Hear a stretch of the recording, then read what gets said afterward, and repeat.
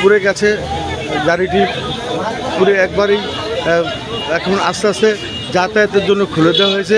অনেক প্রায় ঘন্টাব্যাপী যানজট ছিল। আমি গাড়ির পিছন দিকটা দেখাতে চাচ্ছি। পুলিশ লাইনের সন্নিকটে ঘটনাটি, পুলিশ লাইনের সন্নিকটে ঘটনাটি, এই ঘটনাটি কীভাবে ঘটছে আমি দৈনিক ছাত্র কণ্ঠের সকল অনলাইন দর্শককে তথ্য নিয়ে জানাবো। আশা করি তথ্যটা পাবো। এই মুহূর্তে দুই দিকের গাড়ি ছাড়া হচ্ছে, উভয় দিকেই যানজট ছিল।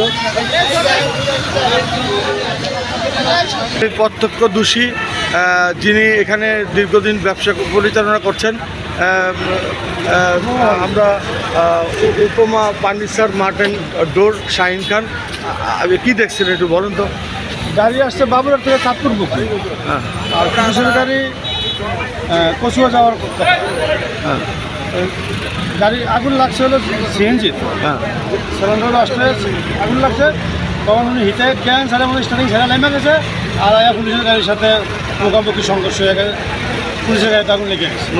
সিএনজি প্রথম ঘটনা সিএনজির মধ্যে, সিএনজিতে আগুন লাগার পরে পুলিশের গাড়ির সাথে লাগিয়ে দিচ্ছে, পুলিশের গাড়িতে সিএনজি লাগিয়ে দিচ্ছে। আচ্ছা আচ্ছা, সিএনজিটা কি মানে উল্টার দিকে আসা, মুখোমুখি মানে চাঁদপুরের দিকে যাচ্ছিল সিএনজি, আর পুলিশের কুমিল্লা।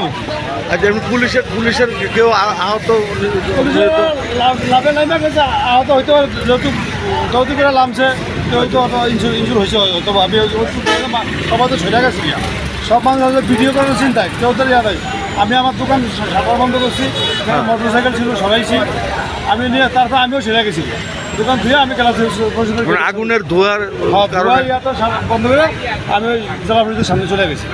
পরে দেখছি, পরে পুলিশ লাইনের থেকে গ্যাসের বোতল আনছে, গ্যাস মারছে, তারপরে ফায়ার সার্ভিস আসছে, তারপরে আগুন নিয়ন্ত্রণ আসছে।